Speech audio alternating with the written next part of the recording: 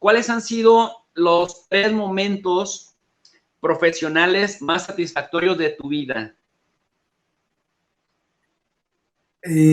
¿Hablas en Hispan TV o en toda la vida? Sí, de toda la vida, desde que estabas en Cadena 3, en Radio Fórmula, en Televisa, en Telemundo o en Estrella TV, o ahora que estás en Hispan TV ocupando un lugar estelarísimo.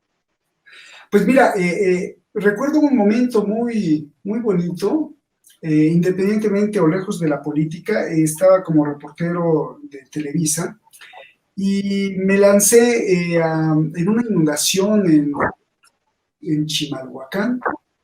Se habían inundado todas estas colonias que sufren de muchas inundaciones y en aquel tiempo era verdaderamente trágico porque subía 1 o 2 metros, tapaba las casas. Y llegué a la zona limítrofe ahí con el lago de Texcoco, con la cámara y con mi camarógrafo, un camarógrafo muy bueno en Televisa, y empezamos a ver, ¿no? La gente ahí, pues sacando agua de sus casas, flotando en lanchas, y una tragedia verdaderamente, los juguetitos de la gente, de los niños flotando, los refrigeradores, todo echado a perder, todo el patrimonio de muchas familias en un minuto por no tener un sistema adecuado, no ellos, sino porque el gobierno no les dio un sistema adecuado, porque toda la infraestructura de desagüe pues estaba mal, y será un problema para analizar después, pero pues en 1 minuto, en 2 minutos, pierdes todo, y nosotros llegamos como a las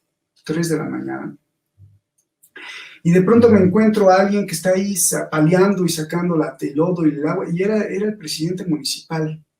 Me pareció pues muy bonito, ¿no? Porque dije, bueno, pues usted no está en su palacio municipal ahí coordinando, sino que él está aquí en el lodo sacando.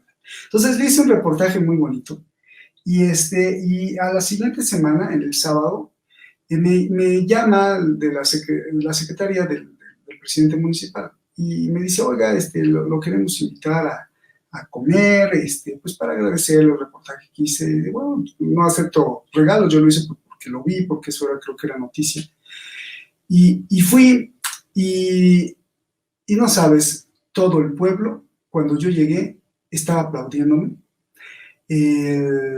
Una banda del pueblo con cohetes, con juegos pirotécnicos, un mole exquisito, aguautle, que es la hueva de los moscos, no como, como la hueva de las hormigas, sino aguautle es la hueva de los moscos que los aztecas se los comían, y los huevitos los ponen en todas las hierbas que están a un lado del lago de Texcoco. Entonces me dieron de comer estos manjares aztecas, y yo estaba impresionado. ¿Por qué? Pues porque no sabía qué estaba pasando. Les digo, oiga, pero no exagere, ¿no? ¿Por qué me hacen todo esto? Dice, es que usted no sabe lo que usted hizo. Resulta ser que los fondos federales no habían sido liberados, y no nos los querían liberar para ayudarnos. Pero cuando usted hizo este reportaje, nos cayó, me lo dijo el presidente, me lo dijo en sus vocales, el presidente municipal, y nos cayó el fondo, y entonces pudimos sacar a mucha gente. Independientemente de la política, esta anécdota es maravillosa porque era todo el pueblo que estaba agradeciéndome, y me di cuenta del poder que tiene la comunicación, del poder que tienen las cosas, sobre todo cuando las haces con conciencia y cuando las haces con una perspectiva de ayuda humana. Entonces, bueno, creo que esa es una de las experiencias que tengo, que están ahí guardadas en mi corazón, y que me hace estar siempre cerca de la gente, de no perder nunca de vista ni perder nunca la perspectiva de lo que significa estar detrás de una cámara diciendo cosas, y la responsabilidad de decir las cosas detrás de la cámara, y de lo que puedes influenciar a una persona con alguna palabra que no te conste, o una palabra que no ha sido bien investigada, o una información que pues ha sido solamente un rumor, o que sabes además bien qué información puede levantar rating, ¿no? Y que a veces irresponsablemente mucha gente la utiliza solamente para incrementar su fama, incrementar su popularidad, pero que nada tiene que ver con la responsabilidad humana. Ese sería el primero. La segunda, pues no sé, tengo algunas, no sé, también había un programa de TV Azteca que se llamaba Cosas, no sé, que lo dirigía Sánchez Azuara, lo presentaba una chica en ese entonces, una mujer, y yo hice también espectáculos, pero espectáculos de forma seria, y estuve molestando, investigando qué hacían con estos talk shows, que mucha gente en ese entonces, cuando estaban iniciando, pues la gente creía que era real. Y me metí a investigar en las colonias más remotas y conseguí los testimonios. Estuve con gente del Senado también insistiéndoles que había que regular la comunicación y que había que castigar a la gente que se presentaba en televisión diciendo o mintiendo, ¿no? Y bueno, pues hice muchos reportajes para mostrarle al auditorio mexicano que esos talk shows eran pagados y que cuando salía una persona en televisión diciendo es que sí, yo violé a la hija de mi primer mujer y entonces se peleaban así como señorita Laura, pues no eran reales, sino que eran fake, que eran un instrumento para hacerle creer a la gente, manipular sus sentimientos y venderles de paso, o más bien de propósito, pues toda la comercialización que tenía en ese entonces lo hacía TV Azteca. Esos momentos creo que han sido muy agradables para mí, porque pues vi los frutos de mi trabajo. Otro de los momentos hermosos, cuando entrevisté a Gloria Trevi, que me disfracé de plomero, y me metí al arraigo domiciliario que tenía la Policía Federal de Brasil. Era algo muy complicado porque era la Policía Federal de Brasil que la había sacado de la cárcel de máxima seguridad y la había puesto en un convento porque supuestamente se había embarazado en el penal, pero pues todo estaba custodiado por la Policía Federal, o el máximo órgano policíaco de Brasil. Y bueno, no se enteraron cómo me metí, me vestí de plomero, me hice ahí amigo de los familiares, me metí cargando una lavadora, pero adentro de los pantalones llevaba todo, cámara y micrófono, y hice la entrevista a Gloria Trevi, y no por las cuestiones del espectáculo, sino por las cuestiones que implican tanto política como profesionalmente a nivel periodístico, porque me hablaba de la corrupción, por ejemplo, en el gobierno de Chihuahua, me hablaba y no por defender a Gloria Trevi para nada, sino que el caso de Gloria Trevi, desde ahí vi todo esto que te decía y la pregunta que tú me hiciste al principio, todo está interconectado, los espectáculos, Amado Carrillo, el diamante que le regaló el Señor de los Cielos a Gloria Trevi, los problemas que tenía con el gobernador de Chihuahua, y todo estaba relacionado con un caso que la gente solo veía, así, corrupción y violación de mujeres de estas 3 personas que estaban en Brasil. Pero había muchas otras cosas que estaban detrás. Esa es otra de las experiencias. Y sin duda, Irán, pues he pasado por grandes experiencias, como la cobertura cuando ganó Donald Trump. Me aventé hablando frente a la cámara, sin pararme del estudio, sin pararme del escritorio, una cobertura completa de más de 15 horas sin pararme, ni siquiera al baño. Y creo que a pesar de estar tan lejos, manejamos una serie de corresponsales en Estados Unidos y una información tan clara, tan objetiva, que me da gusto mencionar esa cobertura de más de 15 horas cuando ganó las elecciones Donald Trump.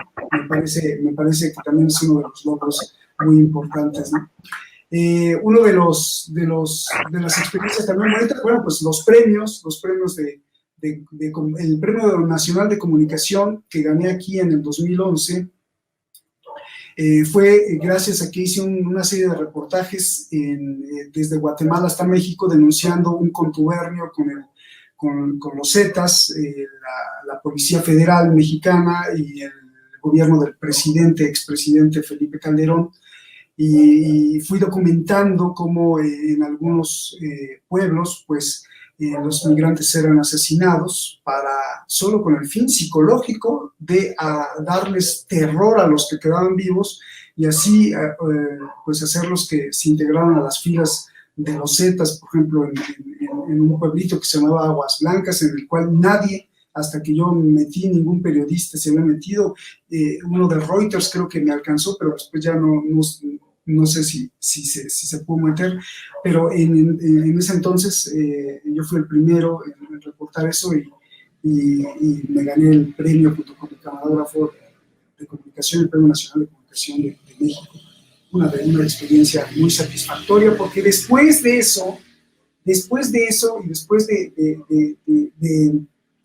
que se exhibiera este reportaje en Estados Unidos a través de la cadena Estrella TV, que es una cadena pues verdaderamente comercial, pero se difundió y el peso fue muy fuerte, que en entrevistas otra vez con el Senado, a los pocos semanas empezó una iniciativa de darles visas a los migrantes para poderlos atender médicamente en su paso por México, y después llegó al Congreso y se legisló algunas regulaciones de esto. Entonces, bueno, pues ha habido muchas cosas satisfactorias a lo largo de la carrera.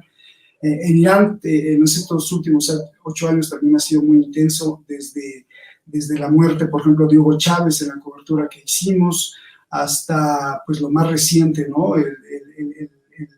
El momento más fuerte que hemos vivido en Irán ha sido a partir de diciembre del 2019 hasta enero en esos 2 meses, con la tensión máxima de un ataque, de ver cómo los destructores de Estados Unidos estaban preparando allá en el Golfo Pérsico, cómo Trump se decidía o no por enviar a un grupo de ataque con portaaviones, cómo los iraníes estaban preparando el contraataque, después de que empezó todo el roce con un ataque de F-15 sobre las milicias chiíes pro-Irán en Irak, y después cómo vino el ataque a la embajada de Estados Unidos, y luego vino la muerte del general Soleimani, y luego vino el ataque a la base Al-Assad de Irán con los misiles de Irán contra Estados Unidos.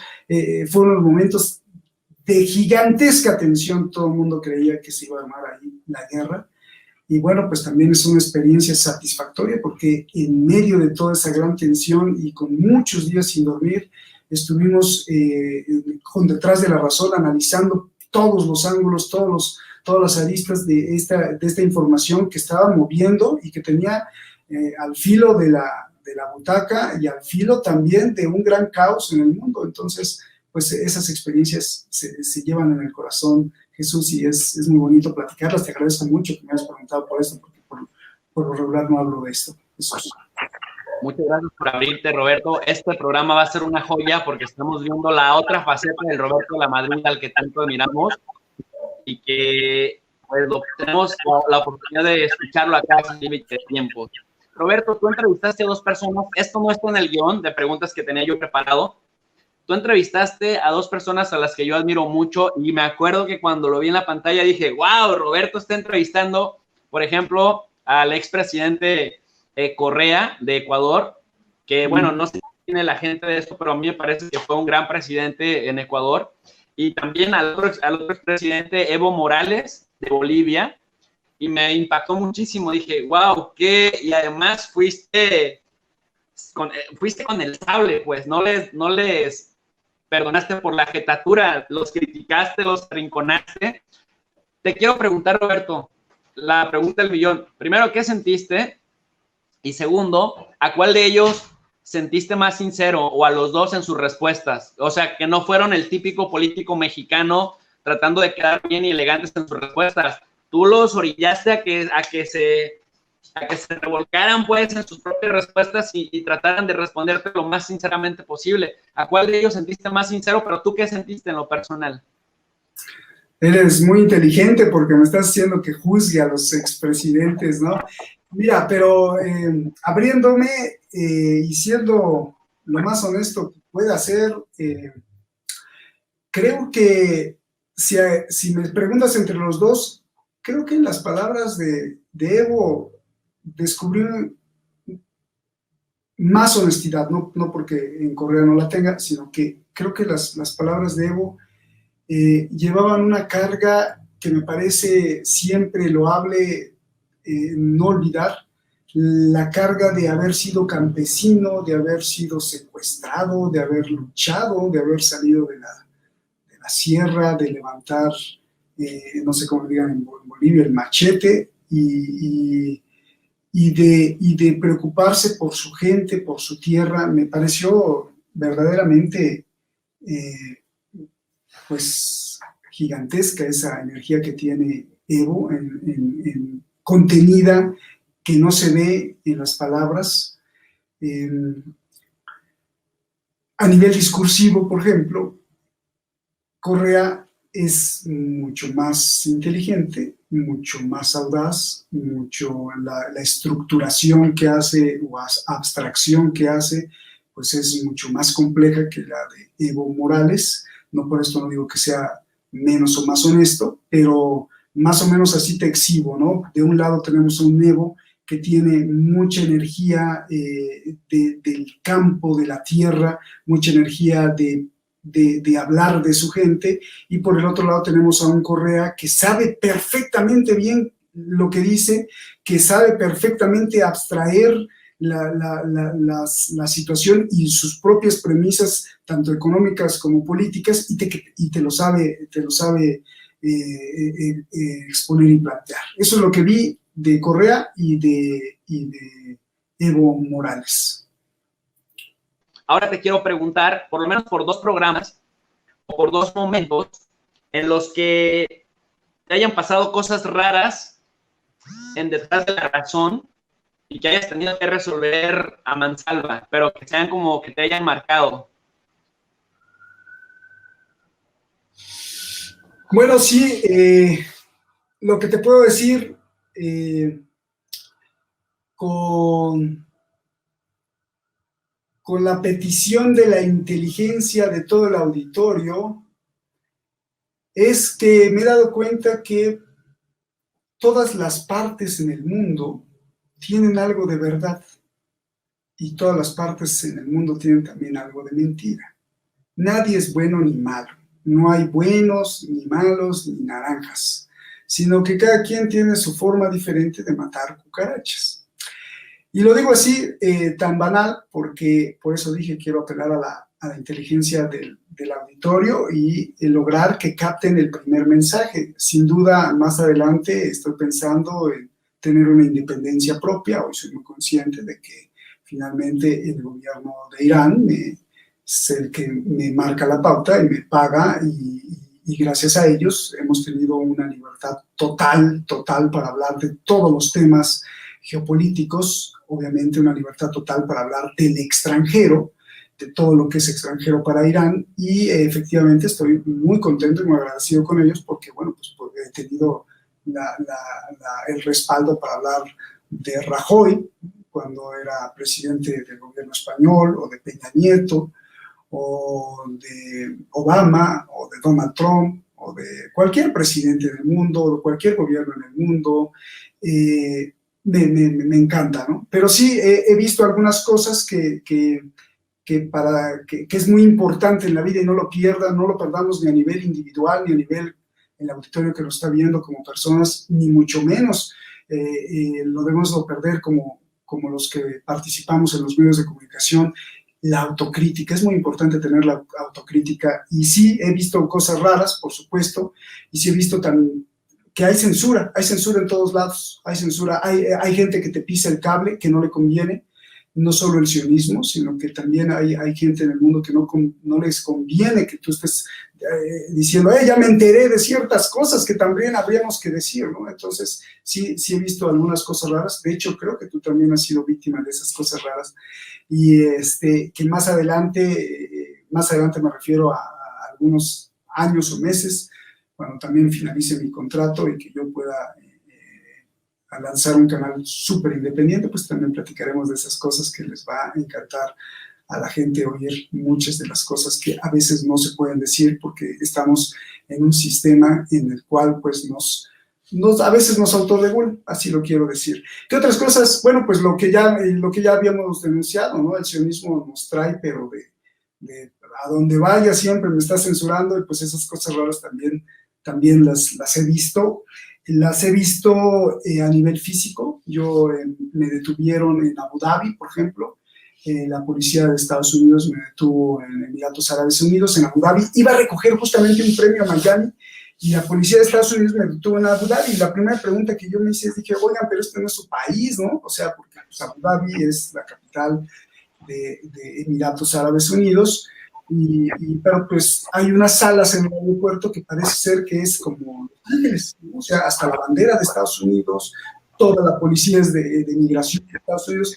¿Por qué? Pues porque ahí todos los vuelos que van a Nueva York ya incluso se evitan que lleguen a Nueva York, sino simplemente ahí los agarran, los meten, y a mí me encerraron 4 horas a cuestionarme o a cansarme o a preguntarme, no sé. Entonces, pues eso es una de las cosas raras. Nunca me imaginé que la policía primero de Estados Unidos me parara, me metiera al cuarto, me interrogara, me hicieron todo interrogatorio de qué hacía en Irán, cuánto ganaba, qué, todo, absolutamente todo, me presionara, yo no estaba nervioso, pero a otros que veía así, oiga, voy a perder el vuelo, y voy a ver, pero ya era parte como de la presión psicológica.